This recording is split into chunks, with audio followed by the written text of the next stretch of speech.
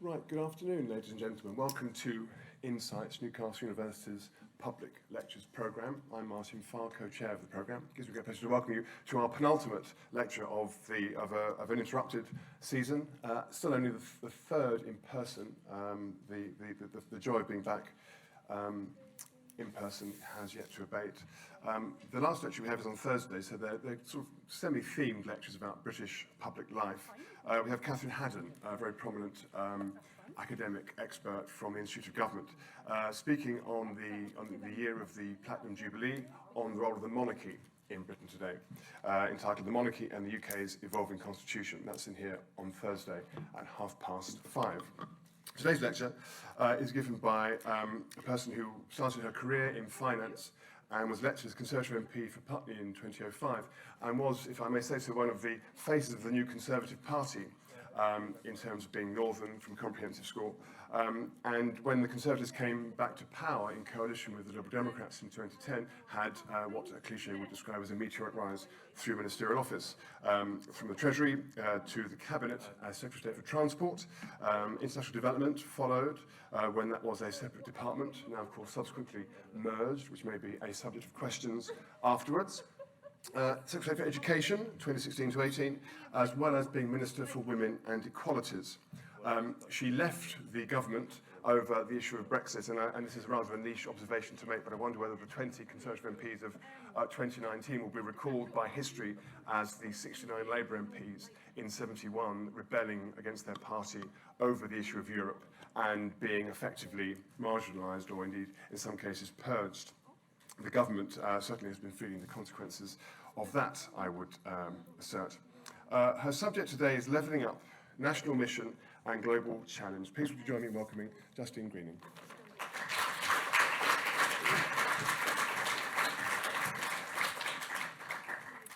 Thank you very much. It's a real genuine pleasure to be here.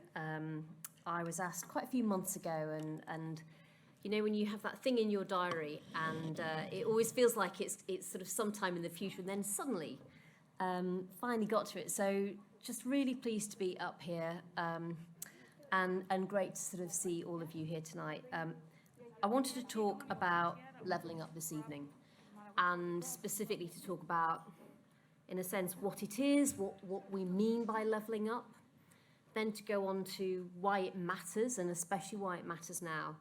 And then I also wanted to talk about how I think we can make progress on levelling up, how we actually address some of these deep-seated, long-term challenges that we face. And actually, slightly to correct Martin, in a sense, when I left Cabinet because I wanted to put more of my time into social mobility.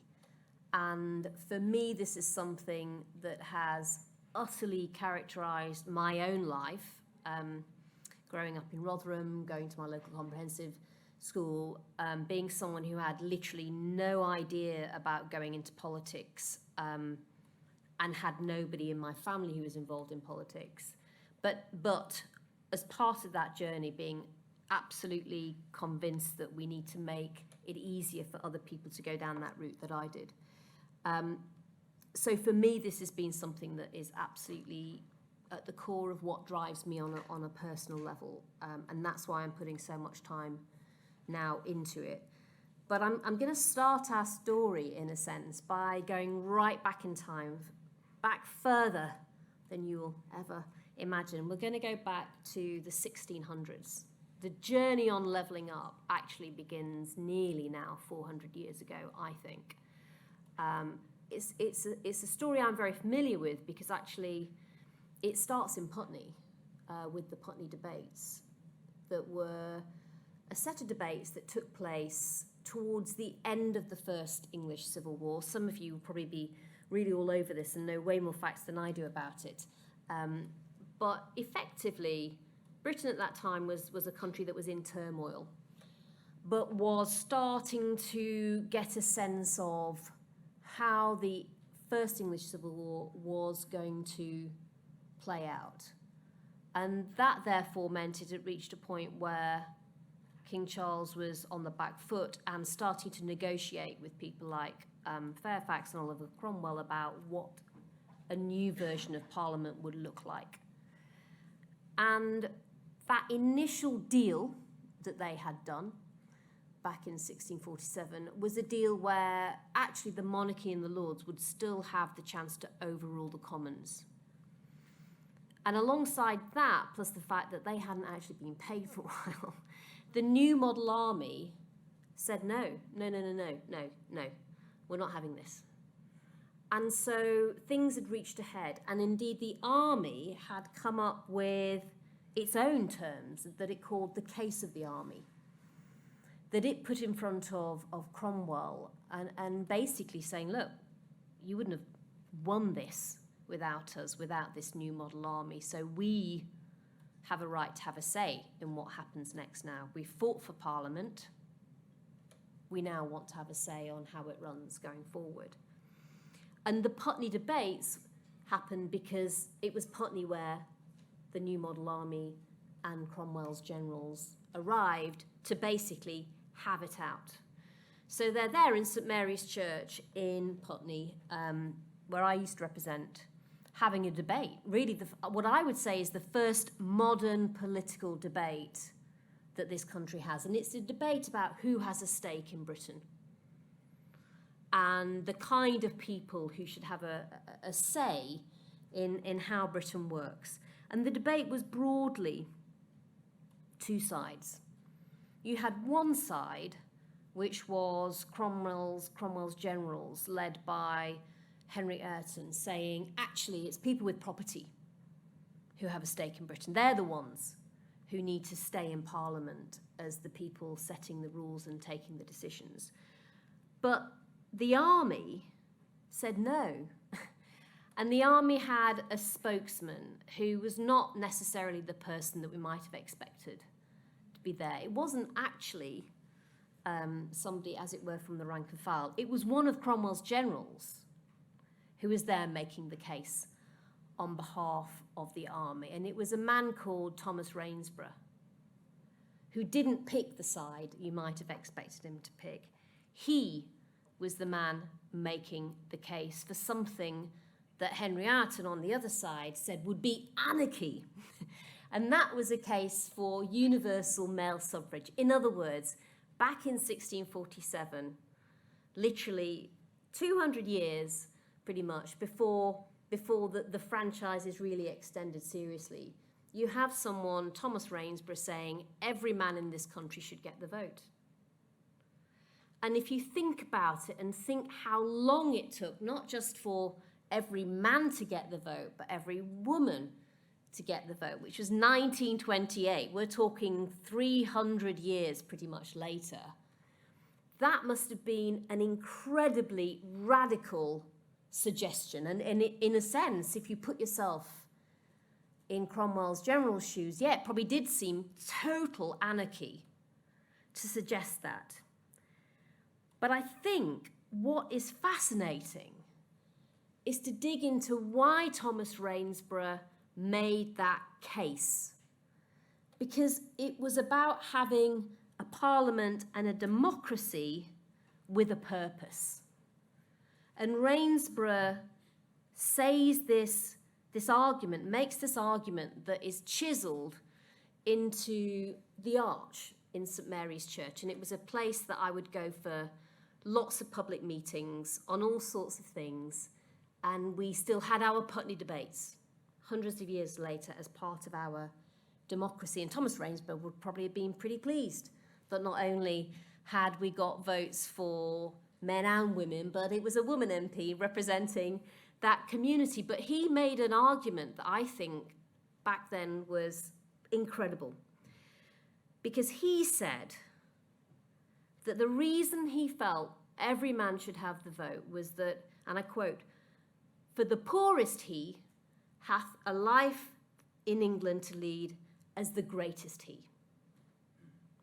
So way back then in 1647, Thomas Rainsborough is making an argument for all men having the vote because he thinks that equality of opportunity is crucial, that everyone has that potential. He's basically saying Talent is spread evenly, but opportunity is not. And he's arguing for men to have the vote because he's assuming that if they do, that actually Parliament will then shift towards enabling the poor to lead a life like the greatest he. So it's about a democracy with a purpose, and yet nearly 400 years later, that was a debate made in 1647, but here we are in 2022, and the poorest he still doesn't have a life to lead as the greatest he. And the challenge I think that we have is that this vision isn't fulfilled, but actually the clock is ticking. Because you can make an argument that, well, it took till 1832 to do the Great Reform Act, then there was another one in 1867, and then we had a little bit of time after that before we finally, in 1928, had equal voting rights for men and women. And now, yes, it's nearly 100 years since that. So maybe you could have said, well, Parliament wasn't really firing on all cylinders. There wasn't the whole franchise. So, maybe you had to wait until men and women all got the vote before it might start delivering on a purpose of equality of opportunity. But no, here we are, nearly 100 years after we've kind of fixed the franchise, and we still have a version of this country where we have to make an argument that the poorest he hath a life to lead as the greatest he. So I think the clock is really ticking on this. And I think what we're seeing in our politics is an electorate that in a sense is running out of patience with the system to deliver this change that really, above all else, I think, in politics, has a cross-party support for, and also has a broad-based support for across the country. And you can, I think, make an argument that if the governing party of the Conservatives did badly in the elections a couple of weeks ago, it's actually because they were saying levelling up wasn't relevant to whole swathes of the country, and those swathes of the country were actually saying, we think this matters for us too. So it gets you to a position where we have to recognise that actually it's not just about planet, it's about people, and that there are two great defining challenges of our time. One is net zero, but the other is levelling up.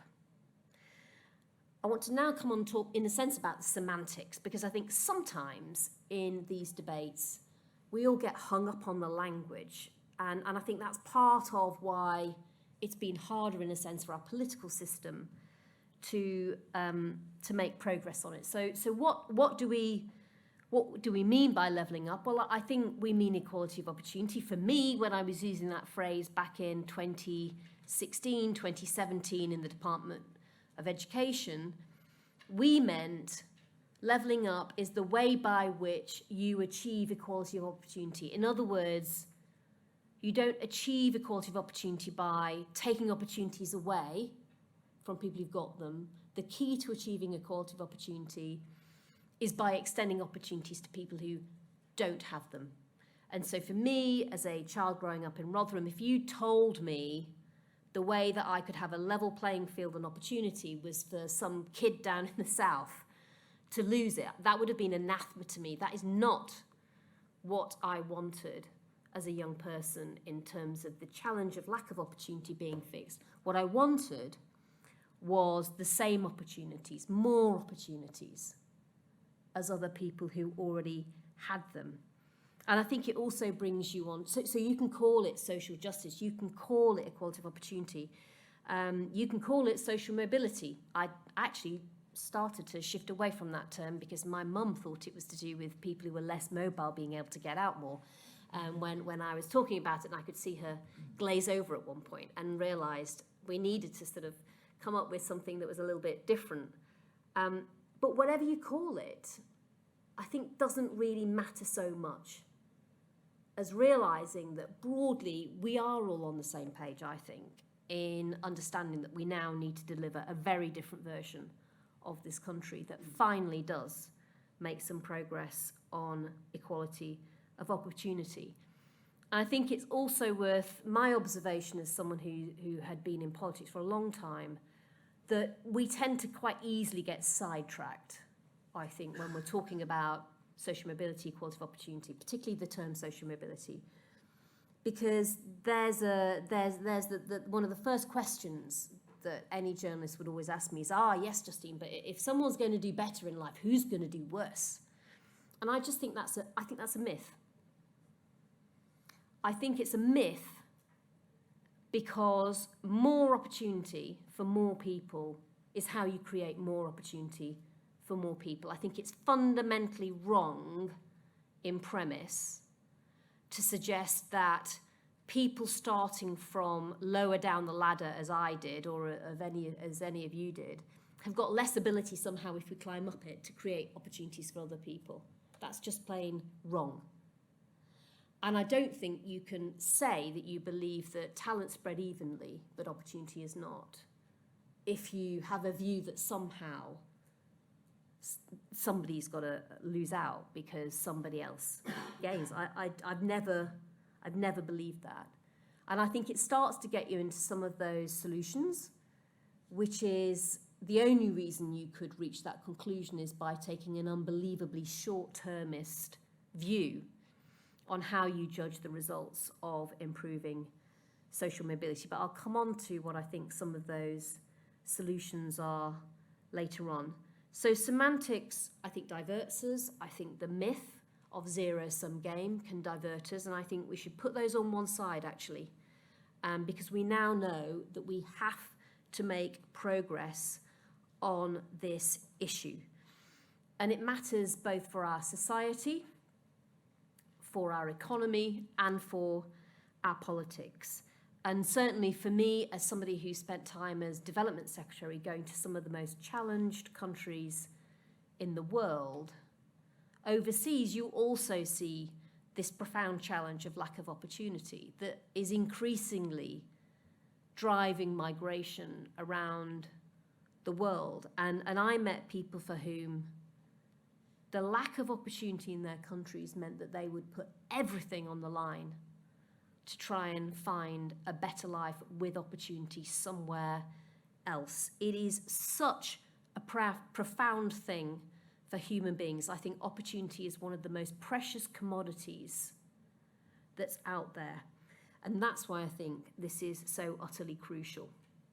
And I don't think it matters whether you are in parts of Africa, like Kenya, where youth unemployment in parts of that country is running at 50%, whether you are in Syria, in what had been a middle-class country in the middle of your degree, and I met people who were about to become economics or engineering graduates, suddenly finding themselves living in refugee camps or in host communities, or whether you're in Afghanistan, suddenly a young woman, young girl, outside of school, wondering what on earth you're now going to do with the rest of your life. Whether you're there, or crucially though, whether you're here, opportunity matters. And what it looks like here is that we all, wherever we are in the country, have our different challenge on weak social mobility.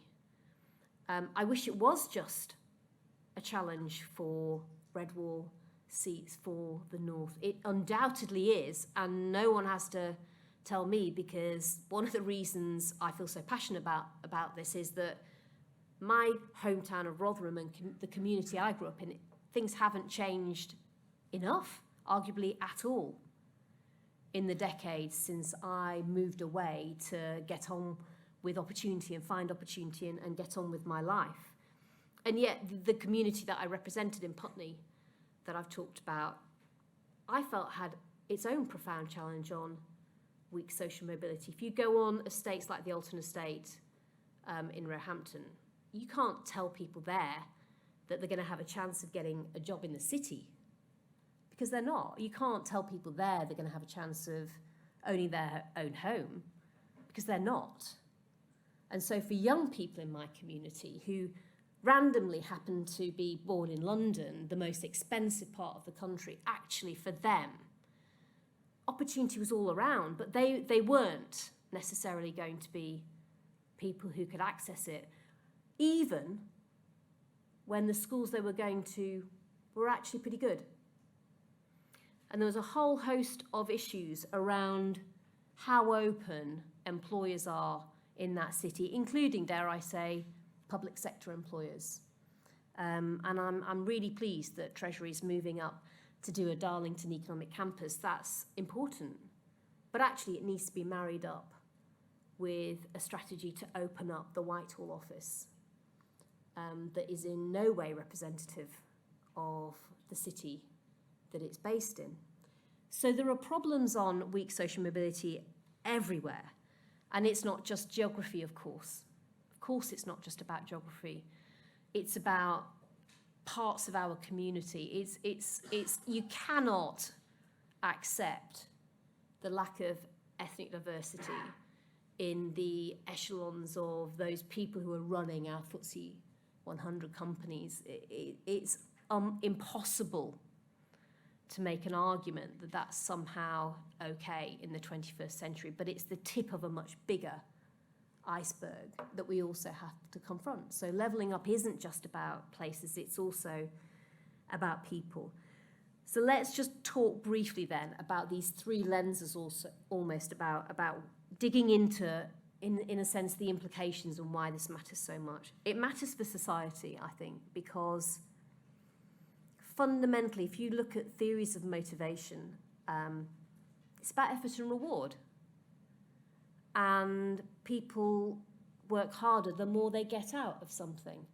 So if we have a version of a country where it just feels like different people have different ladders, like some people have a ladder that starts there and goes right up there. But for other people, they have a ladder that is over here and it's only this high, and it doesn't matter how hard they work. There's no getting above it. That's no way to run a cohesive society. And I think we have to recognise as well that advantage accumulates, but so does disadvantage. And if you look at the statistics, actually the really worrying thing is that middle ground, in a sense, is being sucked out, or risks being sucked out, partly because of some of the stuff that is happening on property prices, for example, in the south, but partly because where you start tends to be where you stay. But that tends to compound itself over time. And so people really are getting increasingly stuck where they start. And I think when we look at Britain today and the cost of living crisis, and cost of living crisis and levelling up are two sides of the same coin, basically, aren't they? If where you start is where you tend to stay, it's always the same families on the front line of these economic wins. It's the same communities that are facing the same challenges as back, during my childhood in the 80s. These are two sides of the same coin. Cost of living and the people who are bearing the brunt of it is a symptom of weak social mobility in our country, and it's the consequence of a failure to level up in the past. And we see that those issues that people face, and we've seen stuff in the media today, are bound up more not just in economic outcomes, but more broadly life outcomes like health as well. So we have to recognise that for communities this is utterly crucial. And this issue of talent spread evenly but opportunity not isn't just a fact, and it is a fact. I want to make the case it's also a belief. Because actually you do either believe that or you don't. And I think in politics today, in a sense, it's the new dividing line. I don't mean in terms of rhetoric, I mean in terms of action. You either believe that communities like Rotherham and places like the Northeast and parts of Newcastle, etc., are churning out as much talent as anywhere else. And of course they are. Of course they are. This sense that somehow there are some communities out there who are just popping out these brilliant people and that other places aren't is obviously patent rubbish. But you either believe that or you don't. And I think understanding that it's a designing principle for our country is hugely important. It matters for society as well, because we need to see social norms change and expectations change. That's when we'll really know, I think, that we've made progress on levelling up, is when people expect more, and they'll expect more because they understand opportunity better. And so I never thought about being a lawyer. I'd never met a lawyer. I literally had never met a lawyer in my life when I was growing up. And my parents didn't have careers. My friends' parents didn't have careers. I literally didn't. I knew what a career was, but I didn't know anyone who had one. I probably could have explained what I thought they meant, which was you started in a job and then you got a bit of a better job and then there was a better job and so on. But I wouldn't say my understanding was better. So if you can't see or understand an opportunity, it's much harder to aim for one. So there's a societal attitudinal change, I think, that we have, and we need to understand that there are barriers that stop people from getting to where they go to, and they're not just about how companies run. They are about how people who run companies run them, and so it's about broader attitudes in society. The economic case for change, I think, is just a no-brainer. And certainly when I was in government, for me, levelling up was about an economic strategy as well as it was the right thing to do, but it was the smart thing to do. You are not going to have a successful economy if it locks so much talent out of being able to contribute. We're in a ridiculous, perverse situation where we face a cost of living crisis. We're in it, where people can't afford to heat their homes, eat, whilst companies across our country face a skills gap. Literally can't grow because they can't fill those roles they have. That is unacceptable, but it tells you how acute, I think, the challenge is from an economic perspective. And it may be that if you have started at the top of the system and you're still at the top of the system feels like it works okay. Maybe if actually that's your worldview, then maybe it's not a surprise that you aren't as familiar or you can't necessarily see, if you like, that bigger picture. Maybe we only, as I said, I didn't know a lawyer when I was growing up. I didn't think about doing law. Maybe we're all bounded by our experiences. But the reality is we can see it now. And so I think in the past, one of the challenges, and my observation was, why would we not change? And why is the status quo sticky? So Thomas Rainsborough's talking about it in the mid-1600s, for crying out loud. I think it's unacceptable that where you start shapes so often where you finish. Why wouldn't we have changed this by now? And I think there are all sorts of societal reasons, but I also think from a policy perspective that when times are good and people are in employment, in a sense, there's no burning issue to fix almost in policy. I wouldn't make that argument, but that was my observation of the politics of opportunity. Equally, when times are bad, and there's more unemployment, obviously we're in quite a unique situation at the moment, but when there's more unemployment, then the issue is just get people into jobs, get them into work. We've never really grappled with this issue of who's in what jobs, who's underemployed, who's relative to potential in a role that isn't actually stretching them and helping them contribute as much as they could do. So I think this really matters for the economy, and I think we're in a 21st century where it's all about knowledge, skills, creativity, talent.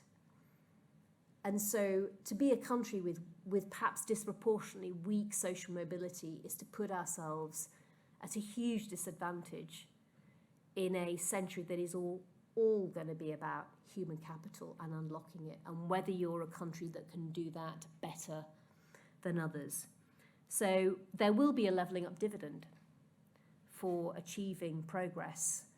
It won't just be for people in their own lives, but it will be for a wider economy. And if there's ever been a time when we need to see an economy deliver returns, it's now, after the huge bills that the COVID pandemic has left us with. And we should recognise that it's lives that are off track that cost public finances, not lives that are on track. The argument I've just made has been predominantly one about how you would max out tax revenues through having a high growth, high skill economy. But even if you're looking at the other side of the equation on public finances, there's a levelling up dividend there too that is absolutely incontrovertible, I believe. And then finally, politics. The case for change there. Levelling up is what people want. I think it's what they're demanding. And I think today's politicians, from wherever you are in the political spectrum, now have to work out how they're going to deliver on what is a complex, long-term challenge for Britain. There's probably a bigger challenge for us than it is actually for many other countries.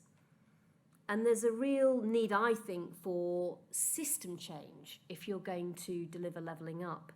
But that is not necessarily something that our politics has been good at. And there's a reason for that, and it's just hard. It is hard.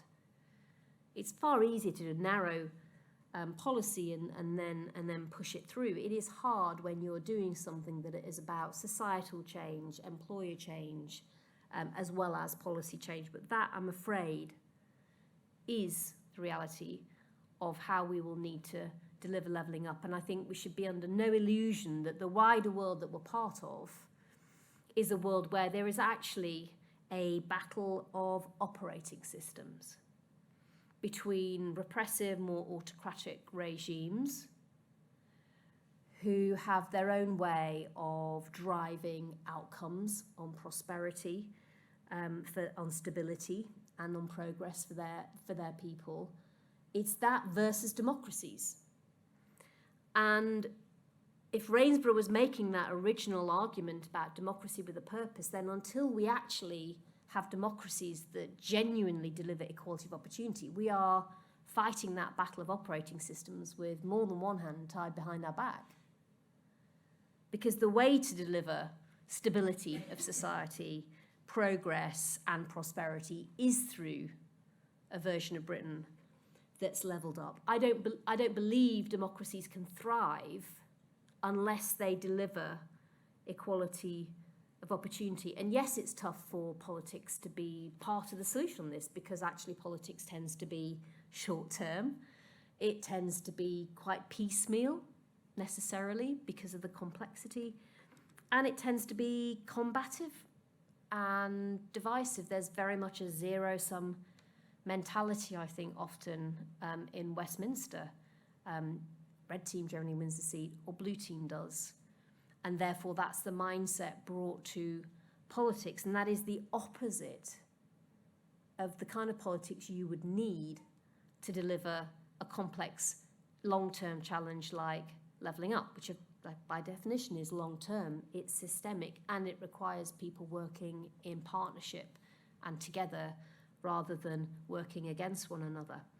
And of course, it needs a sense of ambition and purpose. I think the last time we probably saw our country rise to that kind of a challenge, other than during COVID, actually, ironically, the question is, can we keep that going? But the last time we saw, in a way, a policy agenda rise to that challenge was, of course, after World War II, where we saw the NHS established, the welfare state.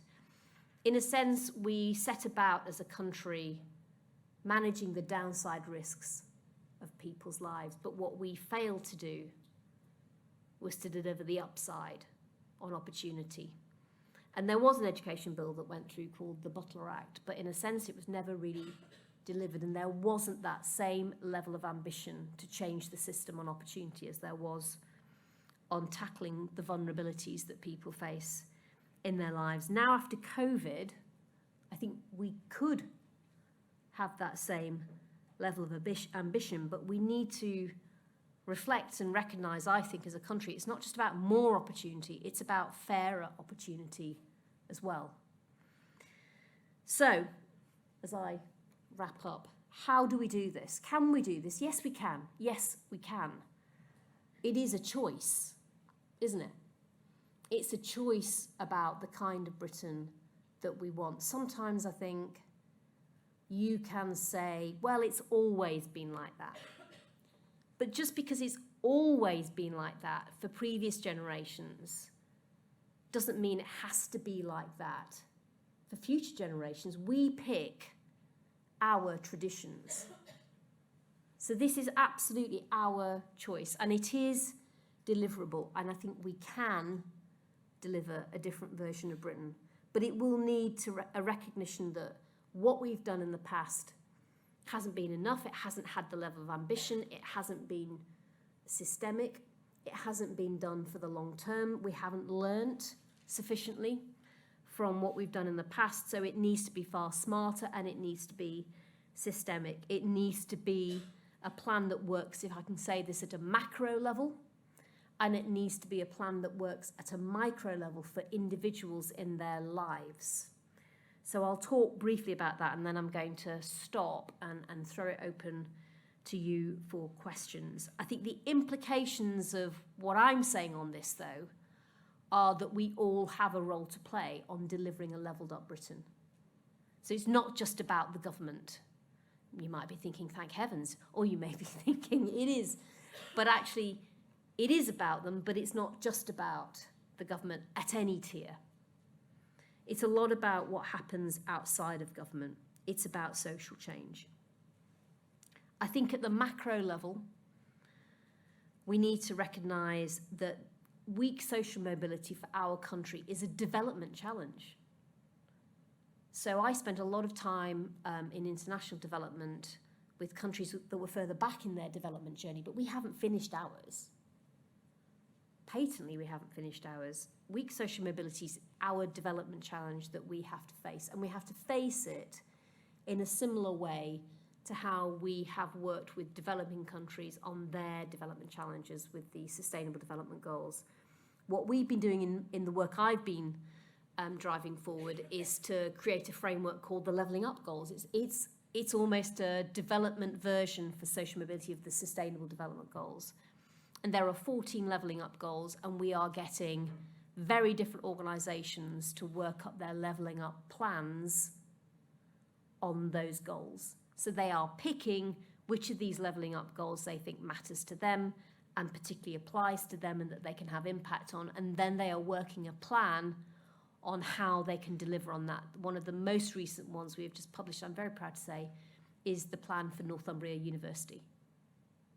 And they have systematically looked across what they do as a higher education institution to see how they can extend their footprint on levelling up and what that means for them. But they're not the only organisation we would be working with. We've launched one with organisations as diverse as the BBC. You might have seen recently they announced that they would have 25% of their recruits and progression targeted from lower socioeconomic background people. That was one of the pieces of the plan that we worked with the BBC.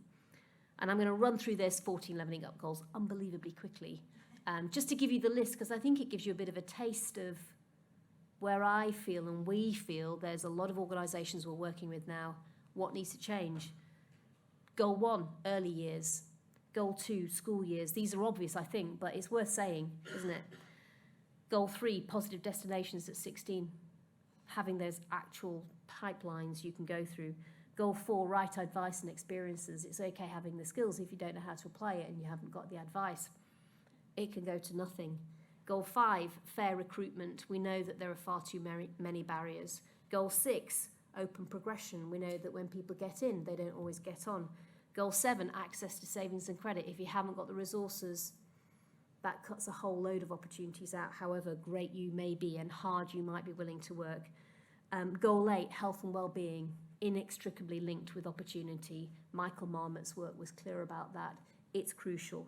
Goal 9, entrepreneurship. It's not just about bringing in investment, it's about freeing up talent to create its own opportunities. One of my first ever ambitions was to start my own company.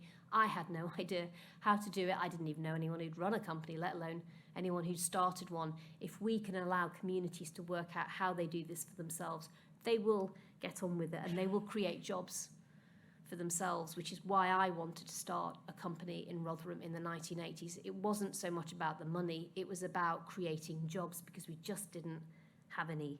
Goal 10, digital divide. It's an online world. If you're on the wrong side of it, we have to address that.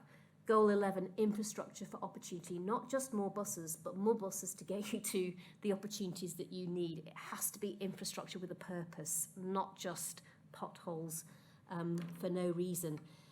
Goal 11, infrastructure for opportunity. Goal 12, sustainable homes and communities.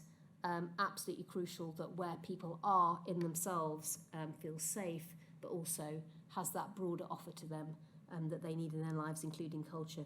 Goal 13, energy transition. We're going through a massive change of our economy. That has to create opportunities that are more open rather than more closed. What I'm doing with my work is almost retrofitting opportunities across the wider economy that aren't closed, that should be open. These will be new opportunities. They have to be open and they should be pointed into communities that really disproportionately need them. Goal 14 is around diversity. Unless we've done this for everyone everywhere, you haven't got equality of opportunity. De facto, equality of opportunity is for all of us, not just some of us. So that's the framework. We want every organisation to have its plan. Government's launched a sort of plan that's not a million miles from the 14 levelling up goals that we launched back in February 2021. We're now setting about making real progress already on metrics so we can measure progress against each of those goals. That in itself tells its story because there's a lot of data we don't have, but we can get this data. This is a choice. It's all about choices.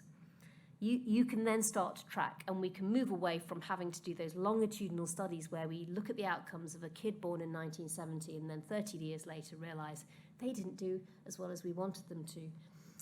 The third thing to do, so you've got the framework, you've got the metrics, employers have to start measuring socioeconomic diversity. We literally put £40 billion alone into primary and secondary schools every year.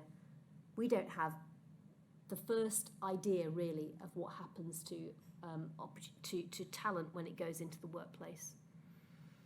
And we now need to do socioeconomic diversity tracking, just as we do gender, just as we do ethnicity. It's absolutely crucial, and employers are stepping up to the plate. The Co-op, for example, has just asked 63,000 employees, and it is going to look at that data and work out where people are getting stuck in the system and where they need to remove the barriers. We know what those questions are. They're already there. So we just need to get on with this. And I think once you've got those three things in place, the framework, the plans, the measures, then you can start to really get going on the what works and start sharing that evidence base of the different experiences in some very different parts of the country. And then, of course, the final step, of course, is reform of Whitehall. Because, you know, we have to sort of go back to why the system hasn't been able to deliver all of this. And there are all, my view, I spent 7 years in Cabinet, is there are all sorts of reasons. Some of those are, of course, around the investment decisions that are taken, driven by Treasury. There are some welcome steps forward, though, on reform, not least devolution, not least the Levelling Up white paper that came out that does reflect the reality that levelling up is multifaceted and not just one or two things that need to be achieved. So in summary, we've been talking about levelling up for a very long time. It turns out hundreds of years, actually. But now is the time when we really do need to make progress on this, and there's a lot at stake. I think what I'm talking about when I talk about levelling up is a really fundamental and profound rewiring of our country, socially, economically, and politically, to deliver equality of opportunity for everyone. And I think I'm not just talking about almost a reinvention of Britain for us in terms of how it works and having it work more fairly. I'm talking about a reinvention of Britain in terms of what it stands for to a wider world. So who we are in the 21st century. And I think, I spend a lot of time travelling, I think, for me, one of the sort of other inspiring things about this is that, driving levelling up, if you're a country that is seen by so many others as being almost the archetypal class-driven society, if Britain can make progress on levelling up, if we can set ourselves free of those constraints for everyone to achieve their potential, then we won't have just, if you like, demonstrated that to ourselves. We actually will have, for many, many democracies, I think, around the world, fundamentally shown a leadership on an issue that isn't just something that faces us, but if you're in the States, if you're in France, if you're in so many other countries, is very much on their agenda too.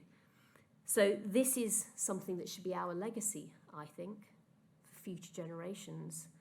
I think the only question we've got for ourselves is, do we have the ambition, and if you're here, what's your contribution to levelling up going to be? Thank you.